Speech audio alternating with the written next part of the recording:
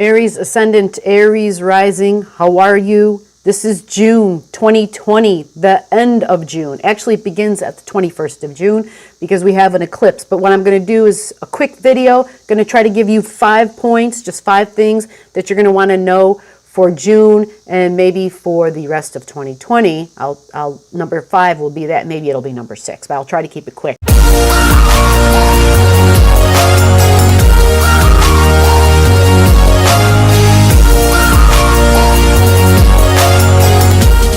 Your 4th house, which is your home, which is your family, which is your emotions and your feelings, but it also represents your inner emotional world. Your emotional security is going to be largely based on your material home security. Because you have Cancer energy, the feelings and the emotions, in that 4th house placement, the 4th house represents your physical home, your house. It's got to be a place where you feel supported, where you feel safe, where you feel you are nurtured when you're there. This is big for Aries ascendant, Aries rising. June 21st eclipse happens at 0 degrees, right? 0 degrees with the moon, 0 degrees with the sun. This is a new moon. So when we have new moons, we make our wishes.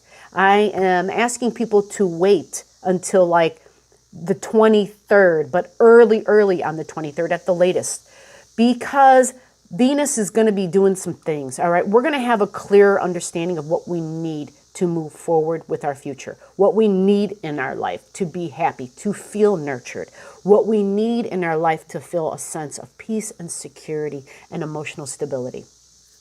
So this eclipse happening in your home, in your 4th house, recognizing that this is a general reading.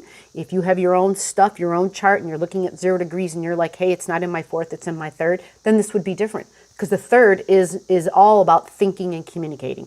The 3rd is going to be all about your thoughts, revamping them, kind of calling it a new time of re-educating the thought talk, the self-talk, the self-love, or the lack of. 4th house, home, family.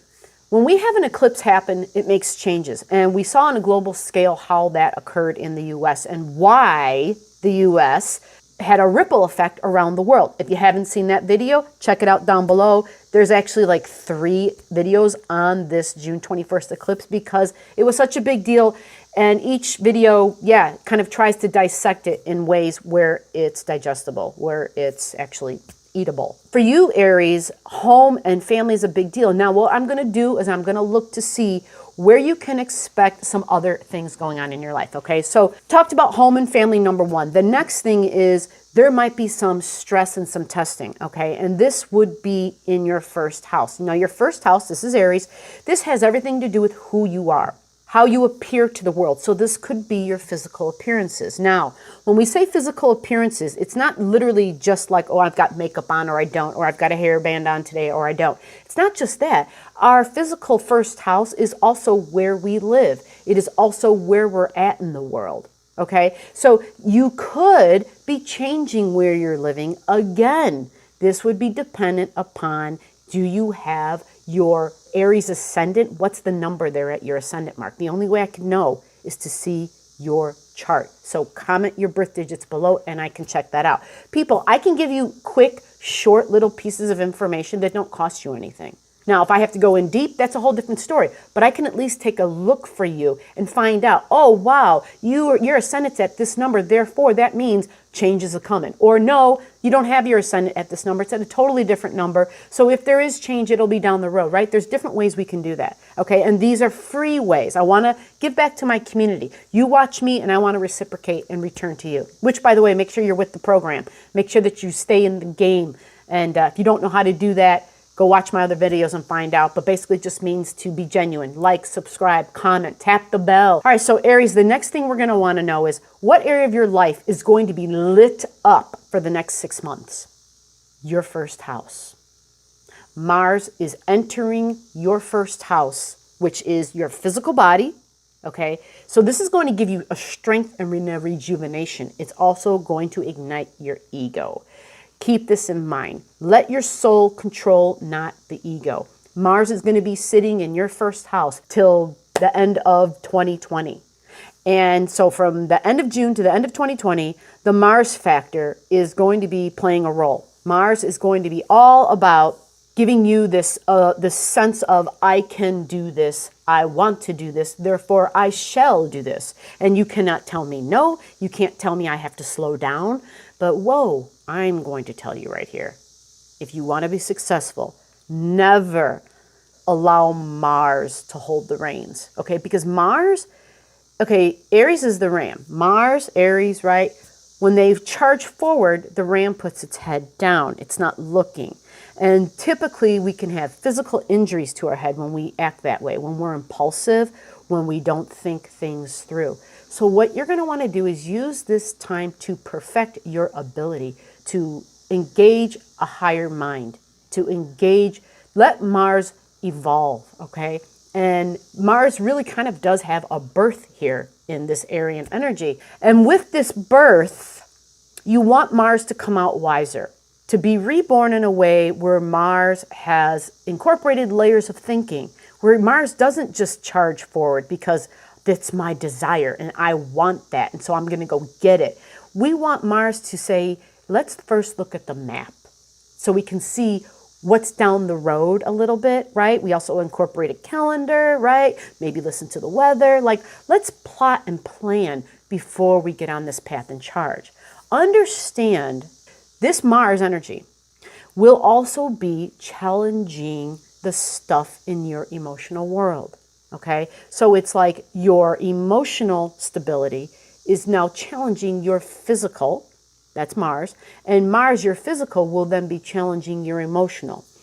So having this information advance should help you, because what it means is that you're going to need to be diligent in maintaining some sort of a practice, some sort of just a thing that you do daily, your daily do things, that help you to maintain stability, emotional security, making sure that the home is continuously providing a safe and secure environment for you, and also understanding that your mental world has to be maintained, connecting with spiritual like beings, connecting in some sort of best practices where you are seriously nurturing this inner child, this inner being. We all have an inner child, all right? And so this is a time where Mars is challenging you to say, did you forget about the inner child? You know, maybe you did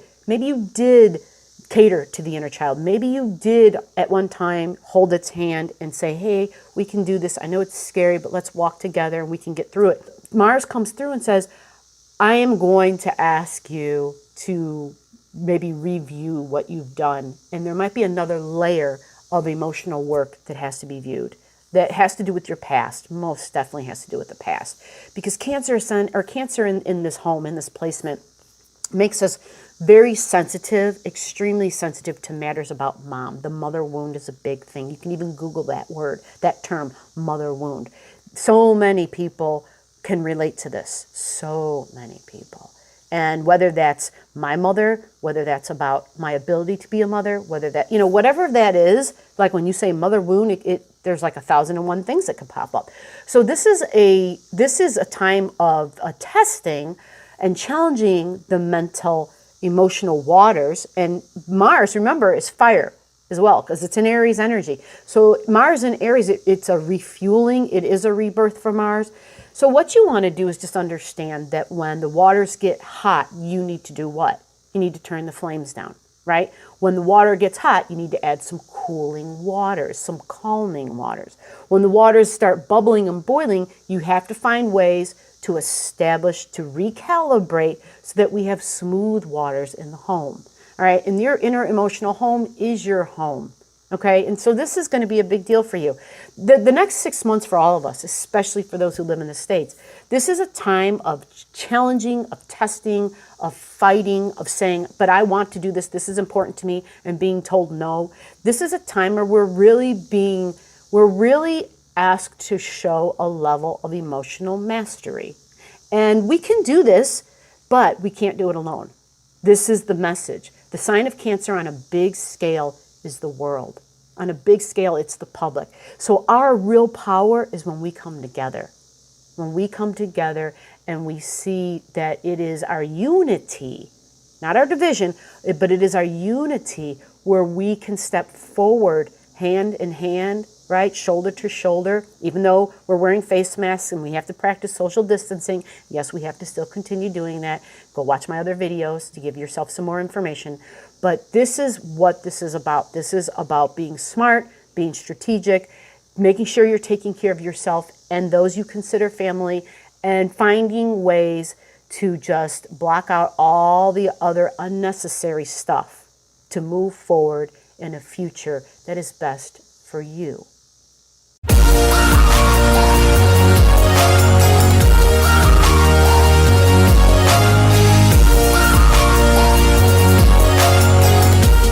Remember, folks, stay in the game. Do the 5 steps to stay in the game. Peace.